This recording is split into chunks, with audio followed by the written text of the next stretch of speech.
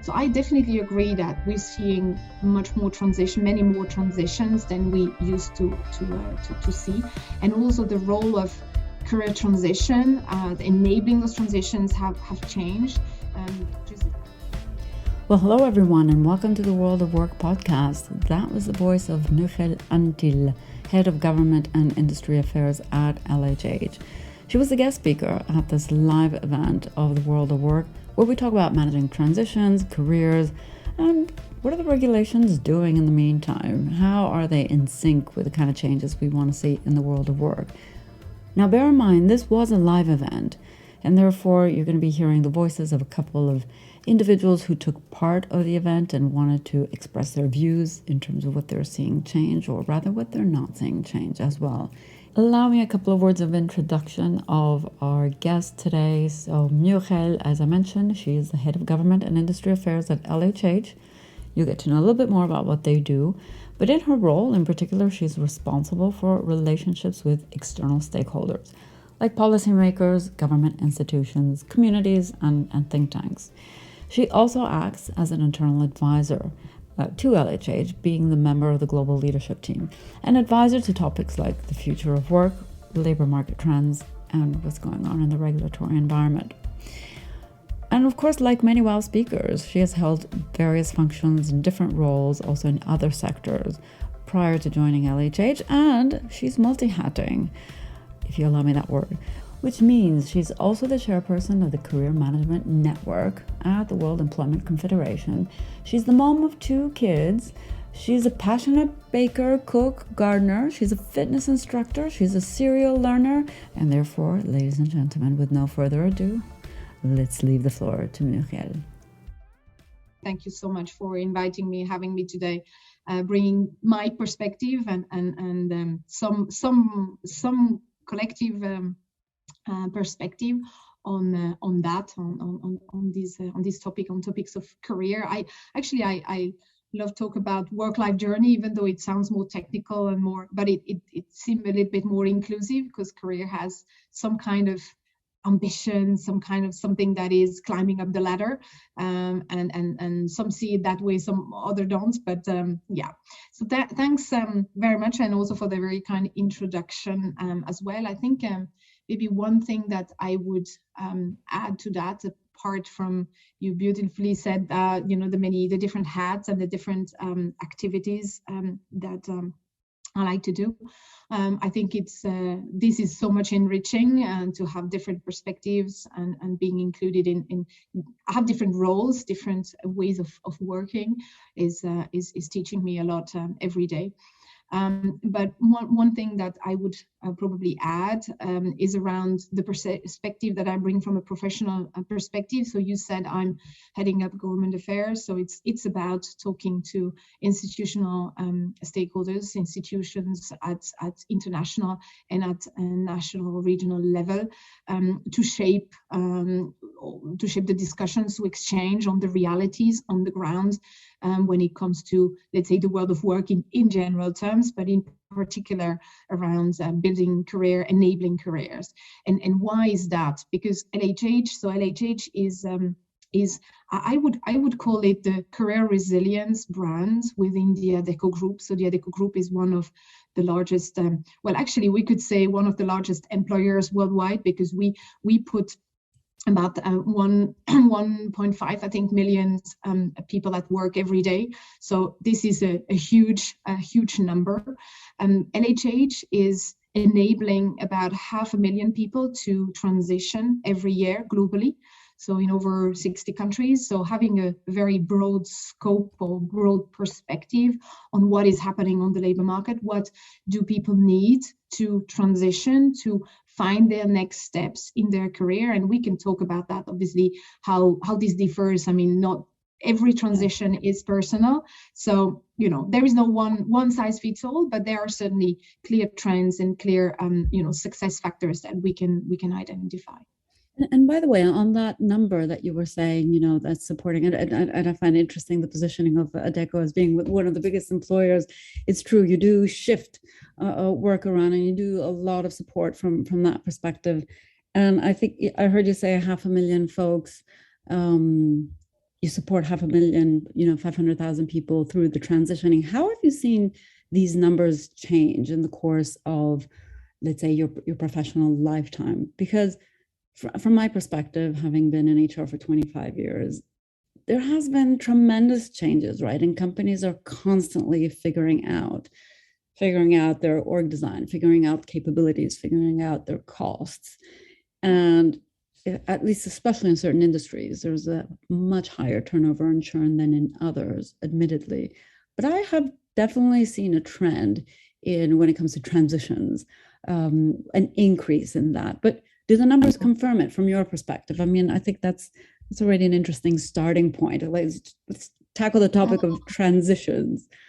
Yeah, and I love numbers, so it's always good to take those numbers as reference. Obviously, we know, right, what we say about statistics, etc. But what I would probably say here is not necessarily that it translates into specific numbers, and I'll tell you why. So I definitely agree that we're seeing much more many more transitions than we used to see, and also the role of career transition, enabling those transitions have changed.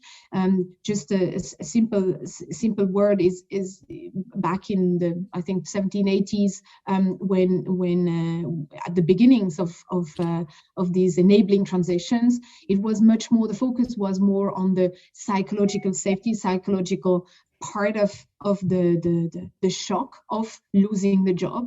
And at that time, we were totally in the middle of career for life. You entered an employment within one company and you'd stay there, and you might change one or twice kind of role, but typically you'd rather climb the ladder or then stay there where you were. And that was kind of a promise that you would be given, an unwritten promise, right? But this has dramatically changed over, well, actually, if I speak of the 80s, still it's 40 years, but we see more and more that obviously people change voluntarily, but also involuntarily more often. The involuntary part of this, and I think this is tracking it back to this 500,000, a lot of them, and the way that we work with our clients at LHH, we are at the pulse of what's happening when it comes to restructuring, and it's way more of the involuntary part that is captured, because this is where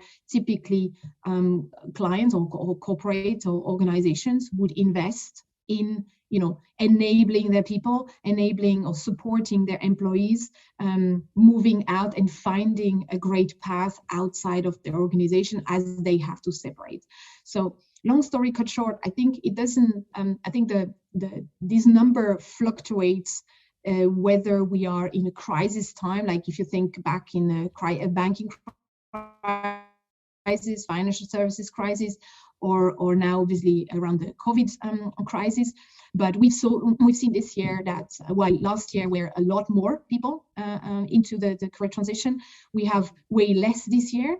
But this is only for the involuntary part, because we see more transitions happening internal to the organization or on the voluntary basis, meaning they seek for career advice, for career orientation to move ahead and reposition themselves. So yes and no, we see that in the figures, but also it's the nature of our business. But at the same time, this nature is changing, where we see more companies supporting or asking for support in setting up a true career development, career management framework to enable these transitions internally.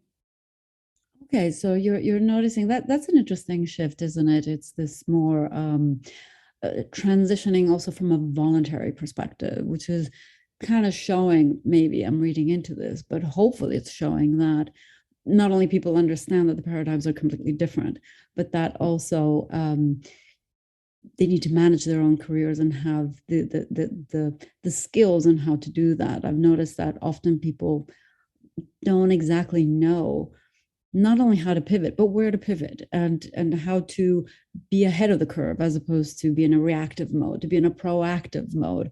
And how do you stay relevant in a very changing, world of work environment? And to your point, I mean, careers are very different from what they used to be in the past. Everybody defines it differently. In the past, it was that vertical ascension, literally, the pyramid structure. And then if you didn't go up, you would go out at some point. And in certain industries, it was particularly true. And in the previous podcast, I had a conversation with Sergey exactly on careers as well, and how people need to redefine their game plan as well, and take a greater ownership, if you will, of their careers. But it's interesting to hear you say that also companies are supporting individuals when it comes to those kind of career conversations, which may be inside, but maybe also outside organizations. Is that a fair statement? Yeah, I think what we observe, and again here, you always have this bell curve, right? So the bell curve is moving, but it continues to be a bell curve. So you'll always have those organizations who are not yet there, and those who are particularly mature when it comes to that. But I think the thinking is evolving towards, the companies' boundaries are blurring with the outside world. So the connection with potential employees starts earlier. So even pre-recruitment, we see a lot of companies investing time and efforts in connecting with potential suitable candidates or talents for themselves already prior to employment contract. Typically, if you think 20 years back when I started my career, I think, you had no contact with the company unless you are in a recruitment interview, and then you come in, and then it starts the journey, right? Now you start getting information and connections, etc., much earlier. And also on the back end of it, we see more ownership, or at least the realization that employees, to be employees or ex-employees, might be clients, partners, and further stakeholders, or even future employees again, right? Or changing the status as a contingent worker, a freelancer, in whatever term, right? So there is an interest from an employer perspective to keep a consistent not just communication, but it's about the view that they have on these individuals as potential workforce and potential clients. And at the back end of it, they are more ready to invest resources in that. And with that, investing, even if these people are leaving, they need to separate. They have an interest in keeping them, or in supporting them finding their true path outside. That's good news to hear, because you have 20 years, I have 25. and well, we're more or less in that same ballpark. But it's not a phenomenon which is, I would say, super, well adopted and adhered to. This fact of maintaining not only your employees employable in whatever shape and form that employability may be, so in different even contractual situations, but also to maintain the relationship in such a way that, it's a revolving door. You may come back or you may not come back. But that aspect of maintaining the relationship in a certain way and cherishing that relationship, it's not something which even I would dare say from an HR perspective, we're used to seeing inside organizations, because you may maintain, that relationship, you may maintain that network. Of course, we all do, right? Like now in my new capacity, I see everybody as a colleague, even if we're all working in very different companies. But I have not yet seen a very embedded, if you will, culture in organizations, which means processes, which means, leadership behaviors, which means, it is part of a cultural transformation in organizations that say, hey, you know what? We have to restructure. This is, the name of the game. Here's a little bit, what the redesign looks like. Here's how we're helping in the career development, blah, blah, blah. Here's how we're going to stay in touch. Here's how we're going to follow up. And here's how, we maintain that relationship. I have not, but I'm happy to hear you say that you do see some shifts and some changes in that. I think it's some shifts and some changes, but what you describe with the process, that there is a gap in the process is certainly true. And as I said, I I do see this bell curve moving, right? But at the same time, I wouldn't say we are there where we need to be, right? And too often we hear it, but it's not walking the talking. So just to put that into perspective, right? It's not that it's there where it needs to be, but we see more and more this shifts towards this recognition. But absolutely, and with technology, right? If you think of the number of people, and that's one of the feedback, for example, that we hear. I mean, we are close at the pulse of a lot of people applying for jobs, right? How many tell us that actually they don't hear anything back from HR, right? So it's in a sense contradicting what I just said, but I think it's more like there is the realization at the top layer, but at the same time, we don't see this properly or enough translated into processes as we make more use of technology, as we try to scale these processes. Yeah, I see a raise of a hand. Yes. Thanks a lot for giving me the chance to say some words around this. So what I want to say is that I completely agree with you, Paola, that it's also my perception that there is no culture around following up with people or trying to build a relationship, a long-lasting, a partnership relationship.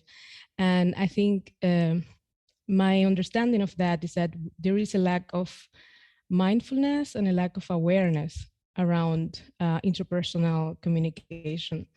And I say that because the moment we understand the value of keeping relationships with others, the value not only at the personal level, mental health level, that you are growing as a person and that you had an impact in someone else's life or career, or vice versa, that someone had that impact in your life, and that you can appreciate that you can give back, that you can be grateful about it, and that you can spread that message or that insights you got from that experience. So with that respect, we are not appreciating this very much because of different reasons. And I think one of them has to do with education, how we're being educated. I think Murielle, I'm not sure if I'm pronouncing your name correctly. I speak Spanish, so Murielle. Oh, good. No, that's fantastic. No, I like the end tone. So Murielle. Okay. Murielle. Okay. I pronounce it the French way. You pronounce it the Spanish way. There you go, Murielle. Yeah. You are international and global by definition. Yes. Perfect. Good. So yeah. So I believe that we need to start with how we are. The education that we're having, like how we understand career, how we perceive. Yeah, many people grow with the concept that we need to somehow go up the ladder, and the ladder is narrow and only few, and you need to kick people out, or I don't know really like how some people understand that, but unfortunately we perceive these things. We see that okay, only few, and the cake is small, and I want my piece of the cake. Yeah, I believe this is somehow the thought.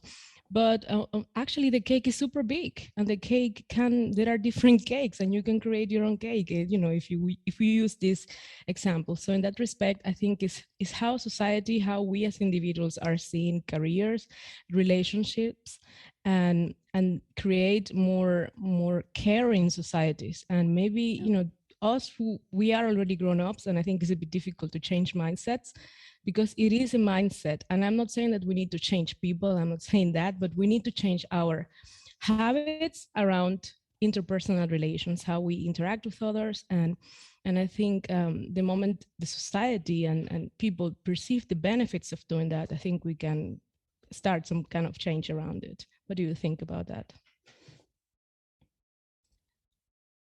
Murielle, the Spanish way, the French way, the Italian way. Go ahead, Murielle. No, I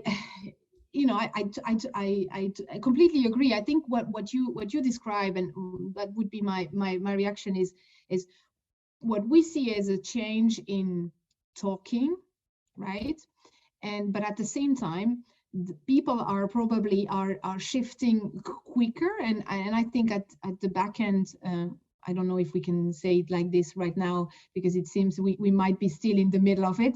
But with the COVID environment, which has accelerated a lot more of this need for flexibility, for working in a different way, for having more purpose, etc., I think the expectations from employees, from individuals in general, are moving faster than organization can effectively change or want to change for a variety of reasons, and it will vary by companies as a matter of fact.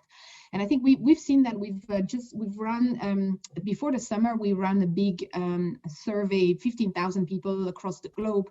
And it came out that there is a big disconnect between what actually employers and workers want and expect, and what actually leaders and even companies in general deliver and think they deliver, right? So there were one of the examples, and I'm happy to share whoever wants to see the exact stat. I don't want to kill you with numbers here, but there are quite some striking stats around the fact that leaders rate themselves, they're quite satisfied with their performance, and at the same time that workers are not, right? So it's kind of, there is a disconnect on that end. There is a disconnect around what they expect, what workers expect from companies around their support in career, their support in perspective, skilling, offering, etc., and what actually companies are expected that they will be doing.